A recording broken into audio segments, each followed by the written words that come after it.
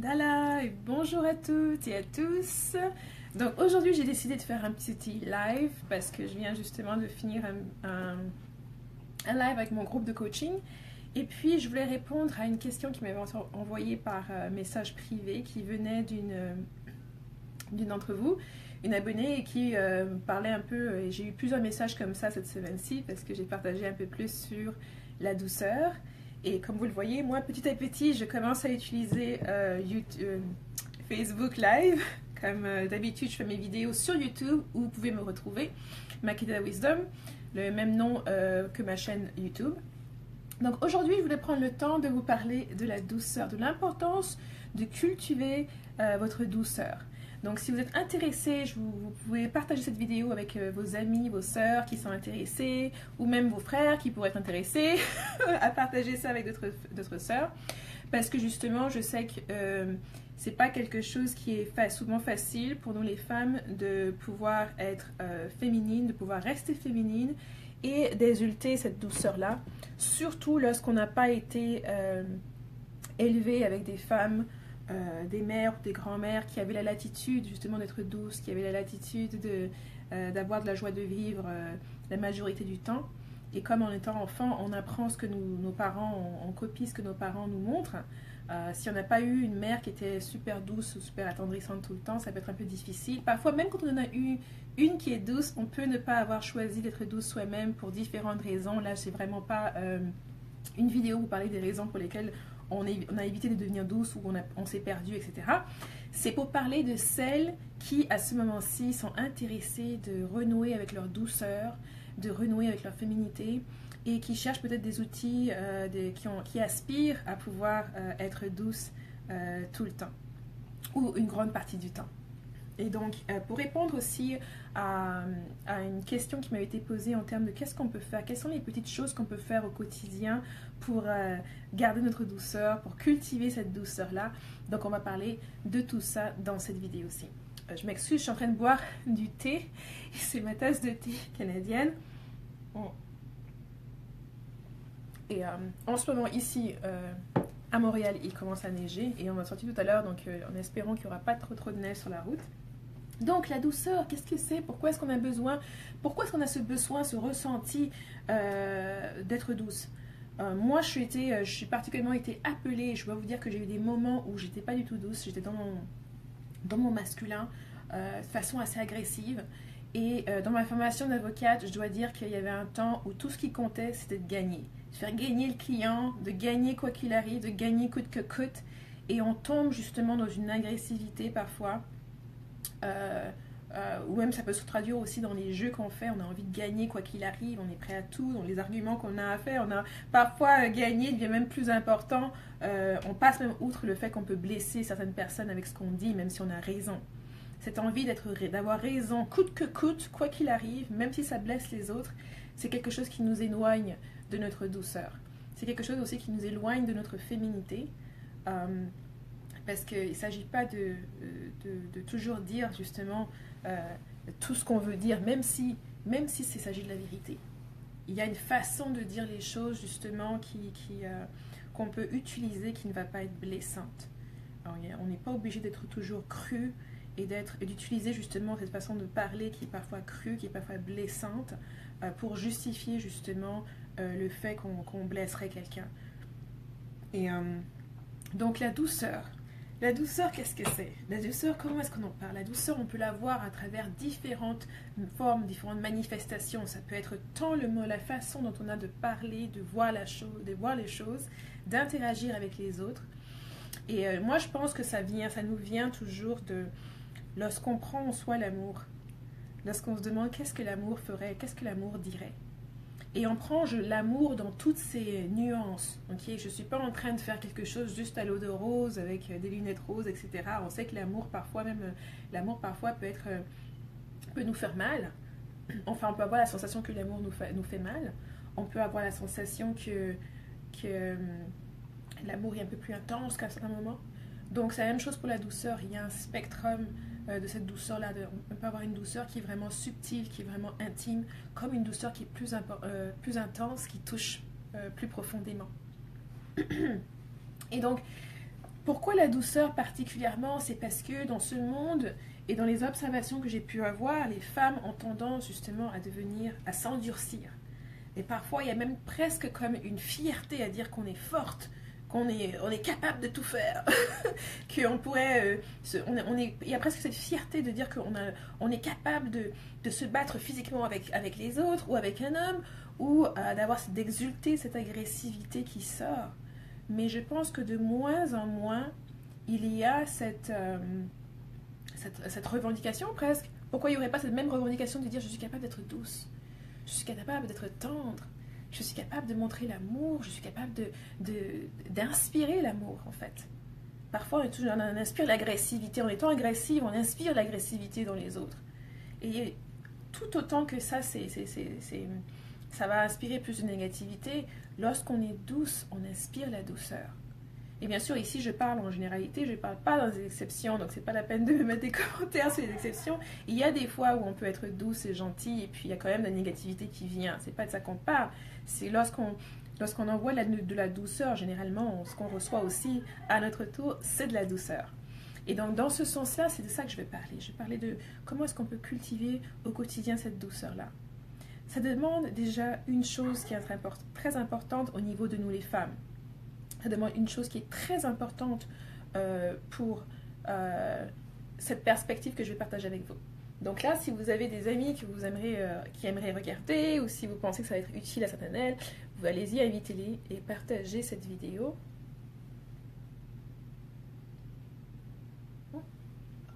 Merci. Et donc, le féminin sacré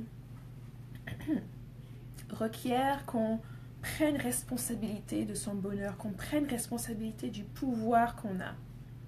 Et ce pouvoir-là, c'est le pouvoir de choisir. C'est pas merveilleux, c'est pas magique, on a le pouvoir et la latitude de choisir. Et je pense que c'est une des choses qui, parfois, on a tendance à oublier. On a tendance à oublier qu'on choisit d'avoir cet emploi. On choisit d'être avec cette personne. On choisit d'avoir ses enfants. On choisit de s'engager dans certaines activités. Et parce qu'on a ce choix-là, ça nous donne tellement, ça nous apporte tellement aussi, mais ça nous donne tellement. Et lorsqu'on s'engage quelque part, parfois on peut faire des mauvais choix. On peut choisir des choses qui au final ne nous sont pas bénéfiques. On peut choisir des choses et puis faire des erreurs, trouver qu'on devrait. Mais la beauté, c'est qu'on a le pouvoir de choisir autrement.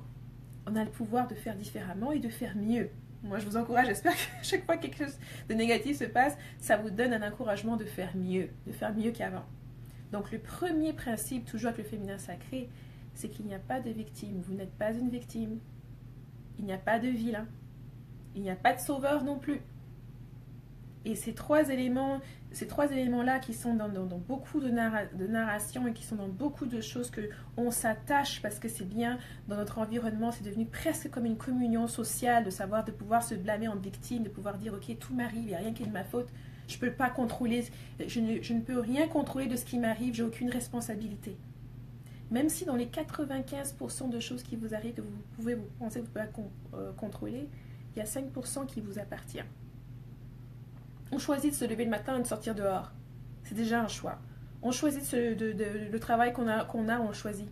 Il y a une infime partie que vous pouvez voir objectivement que vous avez le choix. Donc je ne vais pas rentrer dans ce qui est plus subjectif, dans ce qui peut être plus difficile. Je vais rester dans ce qui est objectif. Donc il y a une latitude de choses que objectivement, on voit qu'on a un choix et qu'on fait ce choix-là. Même le choix de ne pas faire de choix. C'est un choix. Okay. Le choix aussi de ne pas faire de décision, comme ça c'est les autres qui décident pour vous. Parce que si vous décidez de ne pas prendre des décisions, les autres vont décider. Et ça peut vous amener d'une direction ou dans une autre. Okay. Et donc, avec le féminin sacré, être douce est un choix. De la même façon dont vous pouvez choisir d'être agressive, vous pouvez choisir d'être la force du monde et puis d'aller combattre, d'être une guerrière, vous pouvez aussi choisir d'être douce. D'invoquer et de partager la tendresse et l'amour, la compassion. Et ce sont des choses qui se cultivent. Parce que parfois, lorsque vous restez tout dans cette agressivité-là, ça vous prend encore peut-être 2 fois plus d'énergie pour vous retrouver au point où vous pouvez redevenir douce. Même historiquement, les soldats étaient des hommes. Historiquement, et moi je parle de généralité là, les soldats étaient des hommes. quand ces hommes-là reviennent de la guerre, et on peut le voir maintenant avec certains vétérans, ils reviennent de la guerre, ils ont des traumatismes, certains d'eux, ils ont un focus, ils ont été blessés, ils ont vu des choses qui sont épouvantables, ils ont probablement fait des choses qui sont épouvantables. Et donc ils ont besoin que quelqu'un qui n'ait pas eu cette expérience-là puisse les ramener aussi un peu à inspirer en eux la tendresse et cet amour-là, cette douceur-là qu'on peut leur apporter. Et donc la douceur a besoin d'être cultivée dans ce monde et on n'en voit pas assez. Et je disais, l'outil numéro 1, la chose la plus importante si vous ne retenez rien de cette vidéo, ce serait que pour pouvoir cultiver votre douceur, il vous faut tout d'abord vous entourer de femmes qui recherchent la douceur elles aussi ou qui sont douces. Ça, je crois que s'il y a un seul conseil à donner, ce serait celui-là. Parce qu'il y a beaucoup de femmes qui ne veulent pas être douces, qui ne veulent plus être douces, pour raison XY. Il n'y a pas de jugement ici, c'est un choix. Chacun a le droit. On a la beauté de pouvoir choisir ce qui nous plaît, ce qui ne nous plaît pas. Donc, on n'a pas à culpabiliser les autres qui choisissent autre chose. On n'a pas à leur dire de changer. Mais nous, on peut chercher les choses qui nous font plaisir, les choses qui s'alignent avec ce qu'on veut faire, qui s'alignent avec notre cheminement de vie. Et puis, on peut justement se mettre dans un environnement qui va nous aider à faire ça. Et donc, la douceur, la première chose, c'est de trouver des femmes qui sont douces, des femmes qui veulent être douces, des femmes qui veulent être féminines, si vous voulez être féminine, si vous voulez vous reconnecter à votre féminin, et de vous entourer de ces personnes-là. Parce que ça va être très difficile pour vous si vous êtes entouré de femmes qui veulent se battre avec les hommes, de femmes qui veulent exulter cette agressivité ou qui pensent tout simplement qu'elles n'ont pas le choix que d'exulter cette agressivité-là ou d'exulter ce côté des traits masculins ou des traits qui sont durs. Ça ne va pas vous rapprocher de vous battre contre elles ou d'essayer de leur faire changer d'avis. Et en même temps, si vous êtes à côté d'elles, ça va venir vous influencer. Tout simplement parce que quand on a des amis, on est à peu près la somme, qu'est-ce qu'on dit? Qu'on est la somme des 5 amis avec qui on passe le plus de temps. Donc si elles sont dures avec leurs enfants, avec les hommes en général, ou avec leurs partenaires, vous allez avoir tendance à vouloir être dur vous aussi. Ça va vous influencer. Lorsque vous allez demander conseil pour une situation, elles peuvent vous donner des conseils qui vont vous endurcir. Et je pense que si vous êtes une mère, l'importance d'être douce est augmentée d'une dizaine de fois. Parce que vos enfants ont besoin de voir cette douceur, ils ont besoin de voir cette affection-là. Ils ont besoin de voir cette représentation-là parce que c'est de là qu'ils vont pouvoir l'apprendre. La mère est vraiment la première personne qui apprend à l'enfant à aimer. L'enfant se tourne vers la mère dès qu'il sort d'elle, il se tourne vers elle pour apprendre. Bien sûr, il va aussi apprendre cette même douceur, mais d'une autre manière à travers le père. C'est pour ça que les hommes et les femmes sont différents. Peu importe ce qu'on essaie de dire dehors, un homme et une femme ne sont pas pareils. On n'a pas la même façon de montrer la douceur et la tendresse. On n'a pas forcément les mêmes besoins tout le temps non plus. Et donc il faut parfois prendre un homme tel qu'il est et voir en lui, dans ses gestes, la douceur qu'il peut émaner. Et puis en étant douce soi-même, on va inspirer aussi parfois pour qu'il puisse en montrer plus. Mais souvent, moi je dis, je ne me focalise pas sur ce que les hommes font. Je préfère me focaliser justement sur les femmes. En changeant nous-mêmes, on va voir que lorsque nous on change, lorsque nous on se transforme, on obtient des réactions qui sont différentes. Et je pense qu'ils disent que être fou, c'est faire toujours la même chose et espérer des résultats différents. Donc je pense que c'est important parfois de se dire, ok, j'ai fait quelque chose pendant des années, ça ne m'avance pas, je ne suis pas à une place où j'aimerais être. Et là maintenant, je me lance maintenant à essayer d'être plus douce. À essayer d'être plus douce dans ma façon de réfléchir. Comment est-ce que je peux avoir plus de compassion? Exprimer plus de compassion aux autres, envers les autres. Essayer de voir des points de vue. Un point de vue qui va être un peu plus différemment. Au lieu d'être très dur dans la critique qu'on fait, d'être sévère par rapport au comportement des autres, comment est-ce que je peux éprouver plus de compassion? Je pense que dans une de mes vidéos sur YouTube, je parlais de l'importance de l'amour et je parlais aussi que parfois on a trop tendance à réduire un individu à une action qu'il a fait, à une situation où il s'est trouvé. Et que c'est tellement réducteur qu'on en détruit l'humanité dans cette personne-là. Je pense qu'on a tous fait des erreurs. Moi, j'en ai fait plusieurs. Je ne suis pas parfaite. J'ai fait plusieurs erreurs au cours de mon cheminement. Donc, je ne prêche pas qu'il faut être parfaite, mais je pense qu'il faut essayer de s'améliorer tout le temps. Et donc, il faut avoir cette compassion-là pour voir un individu au-delà de l'acte qu'il a posé, peu importe l'acte que ce soit, négatif ou positif. Et de voir que cet homme-là, cette femme-là a été un enfant à un moment donné. Et parfois, il est difficile d'exprimer les choses qu'on n'a pas vues, on ne nous a pas apprises. Et je vois que la douceur est quelque chose qui revient, qui revient, qui revient. C'est pas quelque chose que je me suis dit, allez, aujourd'hui je vais commencer à faire des posts sur Facebook. C'est quelque chose vraiment qui m'a appelé dans mon esprit à regarder dans certains groupes comment les interactions s'étaient faites. Parfois, de voir aussi, pour moi, ça me touche beaucoup quand je vois des femmes qui ont un avis qui est vraiment sévère et très dur envers d'autres femmes ou envers des femmes qui sont plus jeunes ou simplement envers des hommes. Et moi, ça m'a touchée, ça m'a appelée à partager sur ce sujet-là, à partager sur le fait de l'importance que ça peut nous apporter à nous, la satisfaction que ça peut nous apporter à être douce, la réponse qu'on peut obtenir. Notamment, je dirais, le plus facile à faire, c'est de voir quand on voit les enfants, quand on est douce envers un enfant. Il n'y a rien qui vous comblera plus, qui ne pourra vous montrer à quel point la douceur est importante. Quand on est douce envers un enfant et que cet enfant-là, vous le voyez, vous le voyez répondre à cette douceur. C'est quelque chose qui est magique, c'est quelque chose qui émue, c'est quelque chose qui fait fondre le cœur. Autant le cœur d'une mère, d'une femme, que le cœur d'un père, d'un homme.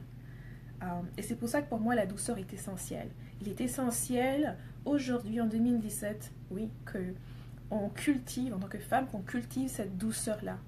Et si on ne veut même pas le faire pour soi-même, pour celles qui ne veulent pas forcément, je ne sais pas, pour raison X, Y, faites-le pour vos enfants si vous avez des enfants. C'est très important. Moi, je fais souvent des consultations avec des femmes, beaucoup plus de femmes, mais des hommes aussi. Et quand vous leur parlez de relations avec leur mère, bon, avec leur père, certains aussi, l'aigreur qu'ils ont encore pour des choses qui leur sont arrivées quand ils étaient enfants, pour la relation, l'état de la relation qu'ils ont avec leurs parents aujourd'hui. Parfois, certains n'ont même pas de souvenirs agréables avec leurs parents. Moi, ça me brise le cœur. Ça me brise le cœur essentiellement parce que je me dis, certains de vivre par exemple de la peur de votre père parce qu'il est tellement sévère et de savoir que votre mère n'est pas assez douce pour que vous vous confiez à elle et grandir avec cette sévérité qui endurcit votre cœur. Après, c'est pas étonnant qu'on se retrouve incapable de partager l'amour avec quelqu'un d'autre, que ce soit avec une autre femme, que ce soit même parfois avec des amitiés, on est incapable d'être sincère dans son amitié parce qu'on pense toujours qu'il va y avoir un revers quelque part. Et quand je vois cette incapacité, je vois que le cœur est tellement endurci, j'en perds mes mots en fait. Et parfois quand on a un geste justement qui est doux, un geste, par exemple je reçois souvent des messages, et puis parfois quand je reçois des messages, je prends le temps de m'asseoir et de me dire, ok, qu'est-ce que cette personne, comment est-ce que je peux, quels mots je peux choisir, quelles sont les choses que je peux exprimer à cette personne pour que ça touche cette personne au plus profond d'elle-même. Et j'ai eu des messages justement de personnes qui étaient vraiment touchées, qui étaient vraiment émues d'avoir reçu juste ce coin de douceur d'une étrangère, de quelqu'un qu'ils ne côtoient pas au quotidien. Et de se dire que justement, il y a encore de la douceur. Il y a encore de la douceur et il y en a encore plein. Et moi, si ça peut être une de mes missions de vie, justement, d'aider les femmes, de les inspirer à être douces, de les inspirer à vouloir cette douceur, de les inspirer à vouloir ressentir cette position de joie que la douceur peut vous apporter au jour le jour. J'ai eu... bonjour Zélis, bonjour à toutes, je vois qu'il y en a beaucoup qui sont arrivés, mais j'ai eu vraiment ces derniers mois, je dirais plus ces dernières semaines, mais toujours ces derniers mois, lorsque je me suis demandé à moi-même dans quelle sphère, dans quelle phase je peux étendre mon amour, étendre ma capacité à aimer, à montrer l'amour, à toucher les autres avec cet amour-là, j'ai eu des expériences extraordinaires. Et depuis, on me dit toujours « Oh, t'es radieuse, t'es radiante, etc. etc. » Et je ne l'attribue qu'à cela. Je ne l'attribue qu'à cette sensation de débordement d'un amour qui déborde, que j'ai besoin de partager, que j'ai besoin de donner. Et pour moi, c'est vraiment ça, d'inspirer les femmes à plus, mais plus, non pas dans l'agressivité, non pas dans les réponses négatives, mais plus dans l'amour, dans l'intégrité, dans le travail sur soi, dans le bien-être sur soi, dans une prise de responsabilité qui inclut la douceur et qui inclut apporter plus d'amour autour de ceux qui sont autour de vous. Je ne fais pas de blâme parce que je sais qu'il y a des hommes qui sont présentement dans l'incapacité de vous montrer à quel point ils tiennent à vous, de vous montrer à quel point ils vous aiment, parce qu'ils n'ont jamais vu, ils ne savent pas à quoi ça ressemble.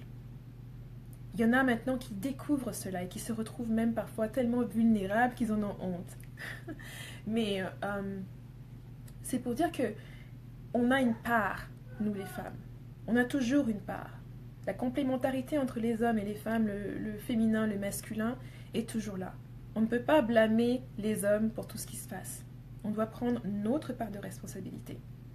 On doit prendre notre responsabilité sur les choix qu'on fait pour pouvoir faire de meilleurs choix.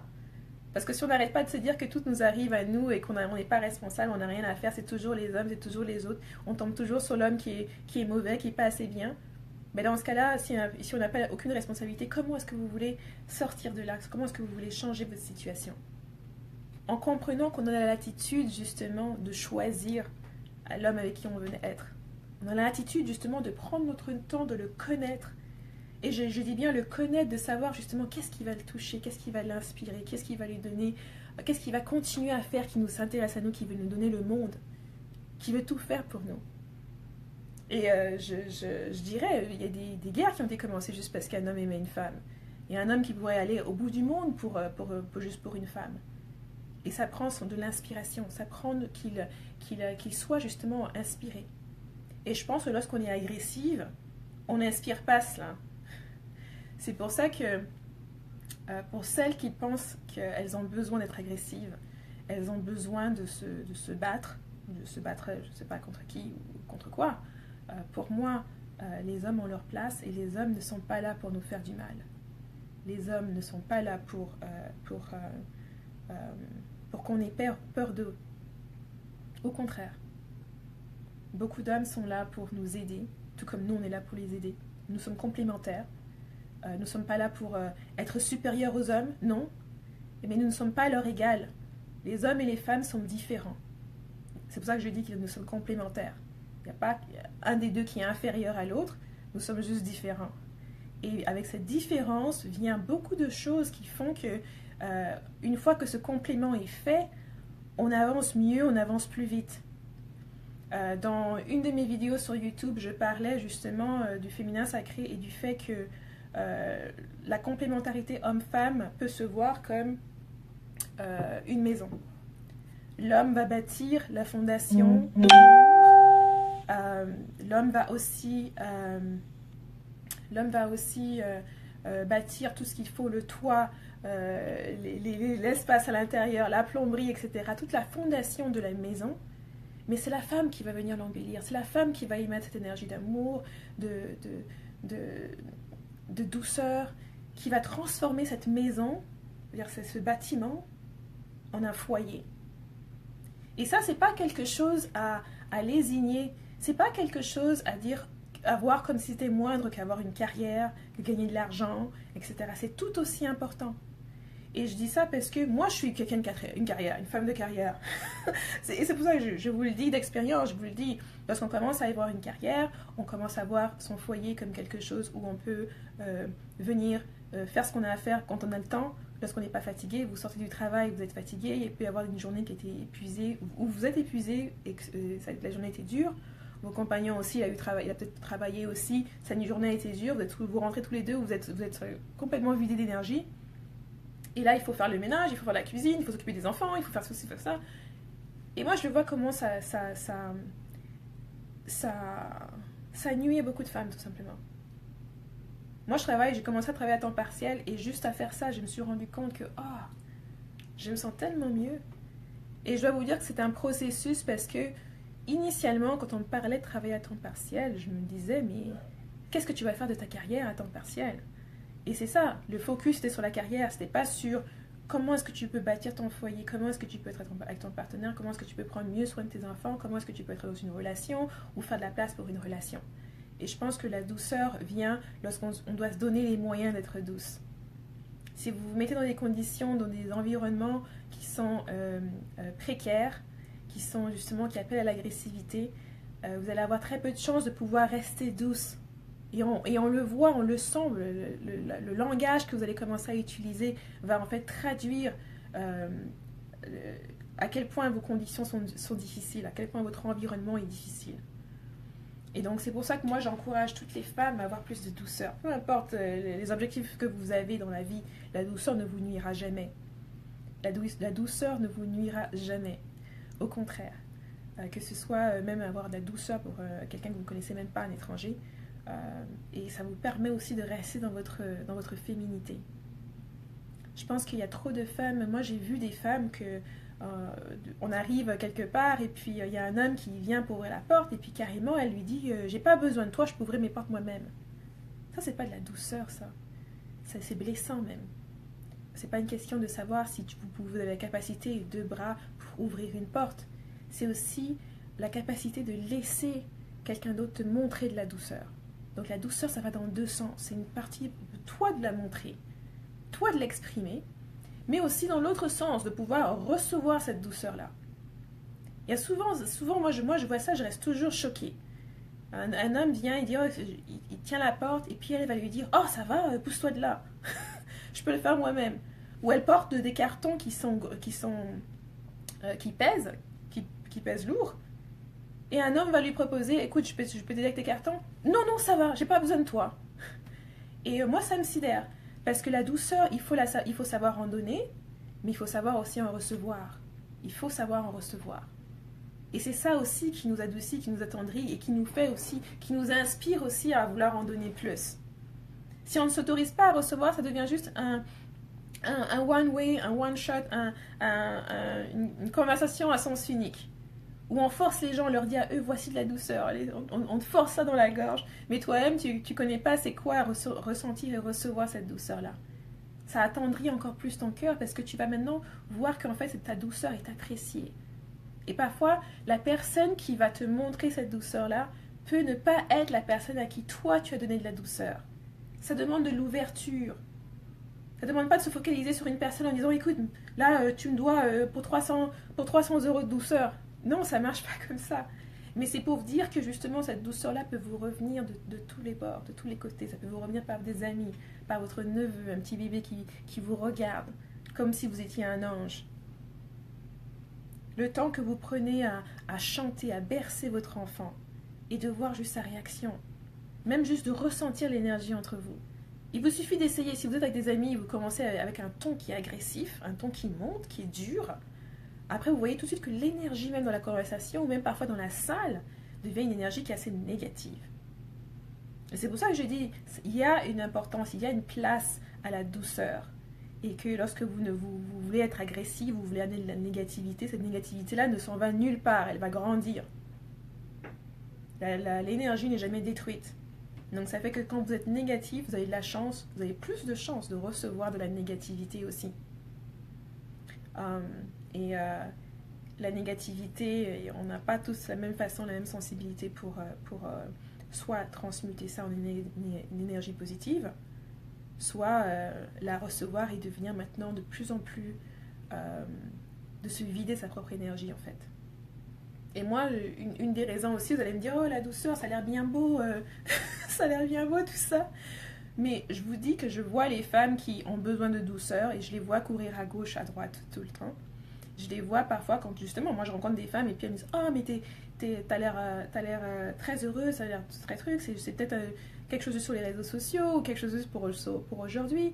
Mais moi en fait, dans mon état, comme je vous l'ai dit depuis plusieurs mois, je suis comme ça tous les jours. Moi-même, au premier abord, je ne me reconnaissais même pas parce que je n'avais aucune idée de la perception que peut avoir du monde lorsque on change comme ça, la perception qu'on peut avoir des autres, et puis par-dessus tout, je pense, le ressenti qu'on peut avoir pour soi-même, le ressenti de bonheur, de joie de vivre, de vouloir passer la joie de vivre à d'autres, et de vouloir passer une joie de vivre qui ne nous vide pas nous, parce que justement on en donne depuis notre surplus. On la donne du plus qu'on a. On en a tellement trop que ça déborde et qu'on veut en donner à tout le monde. Ok. Et je pense que c'est ça, quand on commence à cultiver sa douceur, son côté, sa féminité, on commence à cultiver les traits qui sont la tendresse en nous, notre sensualité. On commence à observer tout ça, on commence à regarder tout ça. Ça nous permet d'en donner aux autres.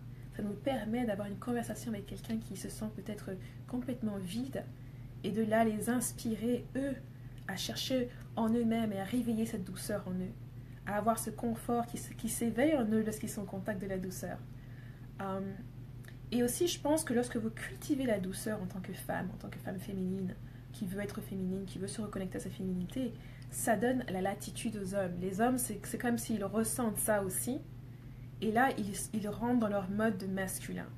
Dans le mode où ils veulent vous protéger, ils veulent vous servir, ils veulent vous aider, contribuer à ce que vous soyez féminine, à ce que vous puissiez juste être exactement qui est-ce que vous êtes. Et dans ce rôle-là, nous, on doit aussi pouvoir contribuer à ce que les hommes restent qui ils sont. À ne pas vouloir les transformer en femmes, à ne pas vouloir qu'ils soient comme nous, à ne pas vouloir qu'ils réagissent comme nous, qu'ils voient la vie comme nous, non. Au contraire, à pouvoir aimer le fait qu'ils sont hommes, le fait qu'ils sont eux-mêmes, et à les soutenir là-dedans. Et donc moi je parle ça de plusieurs niveaux. Là, je vais vous dire que bientôt je vais partager un peu plus de ma vie parce que je suis amenée maintenant à faire ça. Je suis amenée maintenant à y mettre plus de moi, à pas seulement justement partager beaucoup. Moi sur ma chaîne YouTube, je parle beaucoup de spiritualité africaine, je parle beaucoup de développement personnel parce que pour moi il n'y a pas de spiritualité sans développement personnel. Pour moi c'est impossible. On ne peut pas travailler sa spiritualité et développer sa spiritualité, les pratiques spirituelles, sans qu'il y ait une transformation interne, une transformation personnelle et une amélioration de soi. Et donc c'est ce que je partage généralement sur ma chaîne YouTube pour ceux d'entre vous qui voudraient la visiter et qui ne la connaissent pas. Et puis je vais regarder juste un petit peu les commentaires parce que je vois que j'en ai eu plusieurs. Et dans un de... Ah, rebonjour Sandrine. Envoie des boules de douceur à toutes, il y a beaucoup de gratitude. Je suis tellement touchée par tout cet amour que tu nous offres. Merci. Parce qu'il va passer par moi. Oui, exactement. Et toucher d'autres sœurs. Et je l'espère aussi. J'espère que lorsque les femmes se retournent vers la féminité ou le féminin sacré, elles y voient, elles se rappellent du pouvoir qu'elles ont.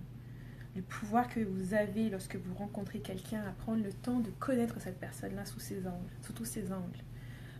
Et ça, j'irai un peu plus en profondeur parce que avec mon groupe de coaching, bientôt on va passer à parler justement de tout ce qui est... Pour le moment, on est dans la phase de regarder les outils de développement personnel, de développement de soi, de l'exploration de soi. Et puis en février, mars, on va vraiment aller dans tout ce qui est sensualité, sexualité, pour vraiment comprendre tout ça, parce que je trouve que ça touche... C'est des petits tabous, justement, dont on ne parle pas assez souvent, mais qui touchent aussi notre vision du monde. Parce que cultiver la douceur, c'est aussi pouvoir être responsable de son plaisir.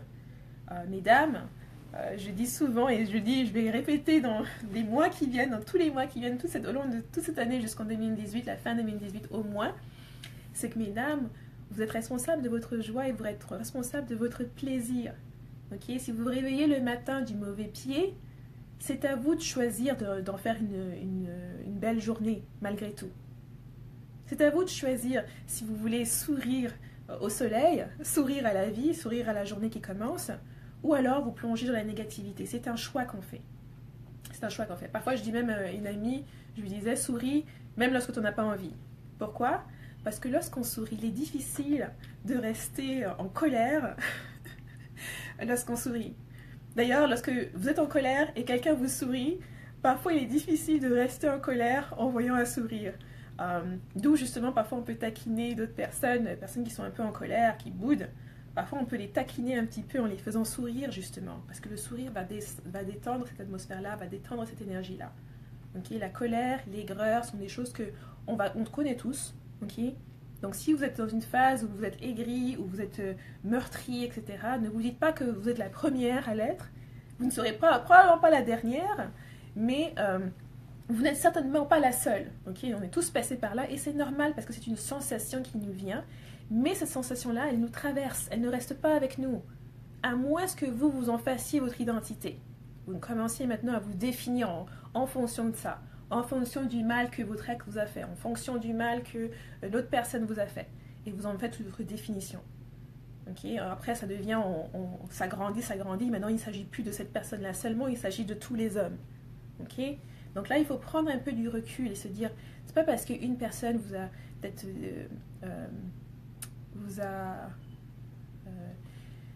disappointed, j'ai le mot en anglais, j'ai pas le mot en français, vous a déçu, voilà, c'est pas parce qu'une personne, un homme vous a déçu, qu'ils sont tous comme ça.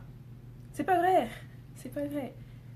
Et je pense aussi que c'est ça, nous les femmes, il faut qu'on prenne le temps justement, le temps de mieux nous connaître nous-mêmes, de savoir qu'est-ce qu'on aime, qu'est-ce qu'on n'aime pas, qu'est-ce qu'on préfère aussi, nos préférences, de choisir nos préférences. Et de trouver les hommes, soit qui les partagent, soit qui y répondent. On n'est pas là pour changer les hommes ne sont pas là pour nous changer. Ça va dans les deux sens. Okay? Il est bien plus facile d'être avec un homme avec qui on est sur la même ligne, on veut les mêmes choses. Ça va être plus facile justement d'être complémentaires. On va s'aider l'un l'autre à arriver là où on veut arriver et être partenaire. Mais il faut qu'on prenne le temps de se connaître, il faut qu'on prenne le temps d'observer tout ça. Et c'est pas pour dire qu'on va tout savoir d'une personne, non. Parfois même, c'est quand on se laisse qu'on réalise certaines choses par rapport à cette personne-là. Mais en cultivant la douceur, ça vous offre la possibilité aussi de cultiver le bénéfice du doute aux autres. Parfois, on se fait des scénarios en tête sans même avoir vraiment une idée de ce qui se passe réellement. Je vois beaucoup de femmes qui vont avoir... un homme va leur dire quelque chose et tout de suite, on se fait des scénarios qui s'en vont dans tous les sens. Alors que si on donnait le bénéfice du doute, juste pour savoir et dire qu'est-ce qu'il y a derrière. Laissez-le exprimer ce qu'il y a derrière. Et puis que ce soit quelque chose avec laquelle on est d'accord ou qu'on n'est pas d'accord, qu'on prenne ça à la valeur que ça a. Mais qu'on se dise aussi que c'est pas la fin du monde. C'est pas la fin du monde. On est 7 milliards d'individus, ça peut pas être la fin du monde. Et c'est jamais la fin du monde, quoi qu'on puisse ressentir, quoi qu'on puisse penser. Parce que je sais que parfois, on peut penser que voilà, il n'y en aura pas un autre, que l'amour sera plus là. Et croyez-moi, j'étais une de ces personnes-là. J'ai pensé ça à un moment donné. Donc voilà, je voulais juste venir un peu rapidement pour faire cette vidéo parce que j'avais un peu de temps et que j'ai passé plusieurs moments avec mon groupe de coaching. Et bien sûr, si vous voulez des informations par rapport à mon groupe de coaching, vous pouvez m'envoyer soit un message personnel, soit vous pouvez me laisser un commentaire en me disant que vous êtes intéressé. Et puis, donc, les choses à retenir de la vidéo par rapport au féminin sacré, c'est entourez-vous de femmes qui veulent être féminines et qui sont féminines. Ça va vous donner une force pour continuer sur votre cheminement et pour cultiver votre douceur à vous-même. Elles vont peut-être vous rappeler par rapport à la façon dont elles vont vous parler, à la façon dont elles vont agir, la façon dont des choses que vous allez pouvoir observer et apprendre d'elles. Ça va vous donner des rappels au quotidien pour que vous puissiez justement vous ramener dans votre propre douceur si jamais vous vous en écartez. Et je pense que c'est une bonne ressource que d'avoir des femmes comme ça qui pensent de la même façon que vous autour de vous. Ça ne peut faire que vous épauler. Okay? Et puis bien sûr, vous avez d'autres possibilités en premier lieu aussi en acceptant du fait que vous avez ce pouvoir de choisir qui vous voulez être. Et dans la latitude de ces choix-là, la douceur est une des options. Donc merci d'avoir été avec moi et puis je vous verrai très très bientôt. Bye bye!